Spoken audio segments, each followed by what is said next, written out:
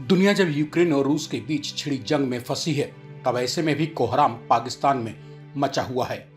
पाकिस्तानी प्रधानमंत्री इमरान खान की कुर्सी उनके नीचे से खींचने पर आमादा उनके विरोधियों ने इमरान खान का जीना हराम कर रखा है। उन्हें बेबसी लाचारी के आलम में ला खड़ा किया है। एक पाकिस्तानी लड़की मरिया और हिंदुस्तानी लड़के अंकित की सच्ची कहानी ने यूक्रेन और रूस की इस खूनी जंग के बीच आखिर पाकिस्तानी लड़की और हिंदुस्तानी लड़के ने ऐसा क्या कारनामा कर डाला जो पाकिस्तानी हुकूमत में कोहराम मच गया। हम और आप मिलकर साथ साथ इसी मसले पर करेंगे आज बेबाक बात।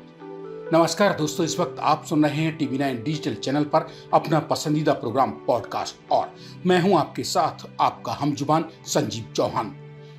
बात करते हैं कि आखिर जब जंग यूक्रेन की जमीन पर रूसी सेना लड़ रही है, लाशों के ढेर यूक्रेन में लग रहे हैं, डरावने सूरत हाल यूक्रेन के हैं, तो फिर कोहराम हिंदुस्तान के धुर विरोधी कट्टर दुश्मन पाकिस्तान की संसद और पाकिस्तान में क्यों मचा है।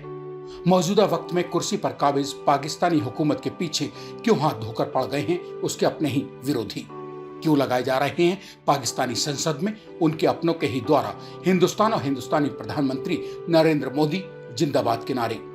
क्या वजह रही है जिसके चलते खुद जंग में बुरी तरह से घिरे एक हिंदुस्तानी युवक को पाकिस्तानी लड़की की बाह पकड़कर उसे पाकिस्तान पहुंचाने की नौबत आ गई। दरअसल पाकिस्तान में मचे इस घमासानी मुहजुबानी बवाल की जड़ शुरू होती है 25 फरवरी सन 2022 से।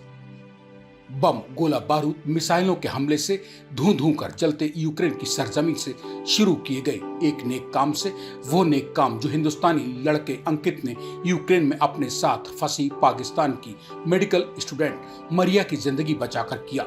हिंदुस्तानी लड़के ने खुद के चारों ओर से गोलियों के बीच घिरे होने के बाद भी पाकिस्तानी लड़की मरिया को बाहिफाजत उसके अपनों के बीच क्या पहुंचाया।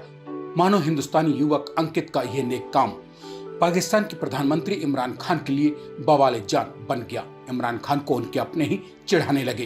पाकिस्तानी संसद में इमरान खान के विरोधी खुले आम हिंदुस्तानी प्रधानमंत्री मोदी के नारे लगाने लगे और अपने प्रधानमंत्री इमरान खान की अंतर्राष्ट्रीय कूटनीतिक, सामरिक, वैश्विक राजनीतिक रणनीति को पानी पी पी कर कोसने लगे।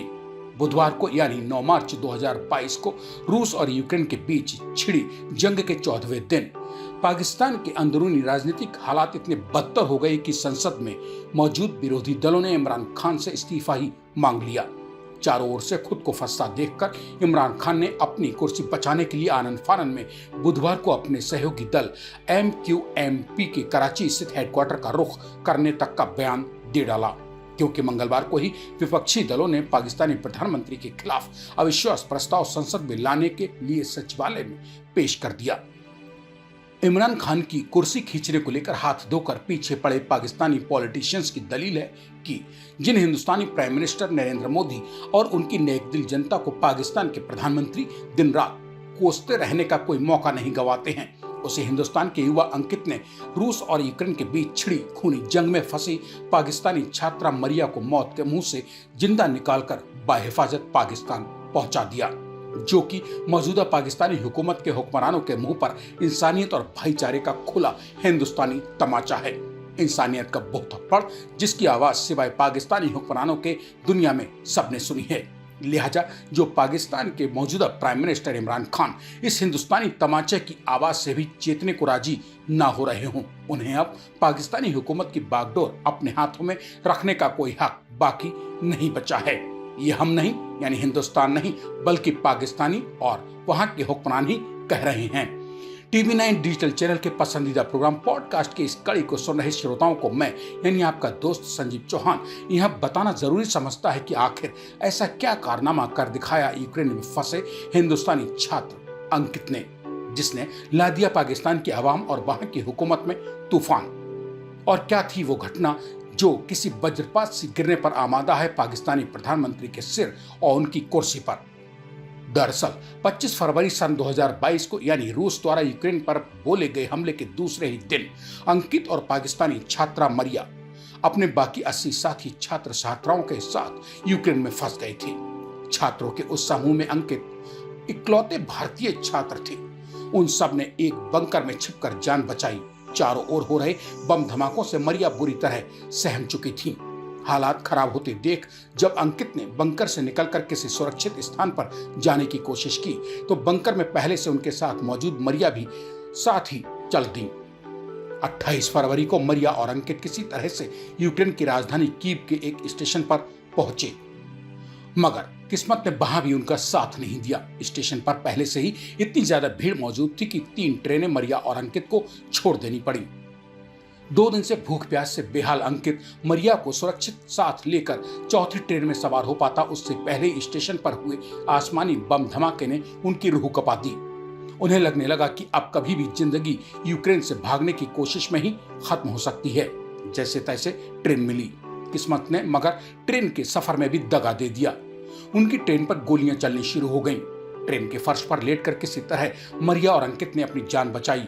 एक गोली अंकित के सिर को छूती हुई निकली तो मरिया और अंकित के मुंह से चीखें निकल गईं।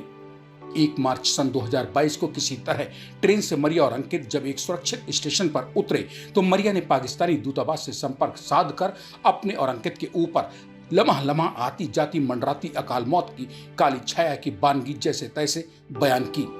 पाकिस्तानी दूतावास के अधिकारियों ने उन दोनों को किसी तरह से एक बस में बैठाकर रोमानिया बॉर्डर के लिए रवाना कर दिया, मगर पाकिस्तानी मरिया और हिंदुस्तानी अंकित के पीछे लगी मुसीबतों ने यहीं पीछा नहीं छोड़ा। बस चालक ने उन्हें रोमानिया से 20 किलोमीटर पहले ही उतार दिया था। लिहाजा भूख प्यास से तड़फती मरिया और अंकित ने वो 20 किलोमीटर का सफर किसी तरह जान बचाने के लिए बेजान पांवों के सहारे पूरा किया। जब मरिया और अंकित ने खुद का पुरसाहल लेने की कोशिश की तो मालूम पड़ा कि अंकित का बदन तेज बुखार से तप रहा था और बदन का पोर पोर दर्द से दुख रहा था। उस पर भी मौसम यानी तापमान माइनस में हाड़ कपा देने वाला था। ऐसे हिंदुस्तानी अंकित को लेकर अगर पाकिस्तानी संसद में भारतीय प्रधानमंत्री नरेंद्र मोदी के नाम के नारे आज लग रहे हैं तो उसमें भला बुराई क्या है। इसी के साथ अब मुझे यानी अपने दोस्त संजीव चौहान को पॉडकास्ट में दीजिए इजाजत। TV9 डिजिटल चैनल को सब्सक्राइब करके आप भी अपने मन की बात कमेंट बॉक्स में लिखना मत भूल जाना। ऐसे ही किसी उलझे हुए मसले को सुलझाती पॉडकास्ट की अगली कड़ी के साथ मेरे लौट कर आने का कीजिए इंतजार। तब तक के लिए नमस्कार।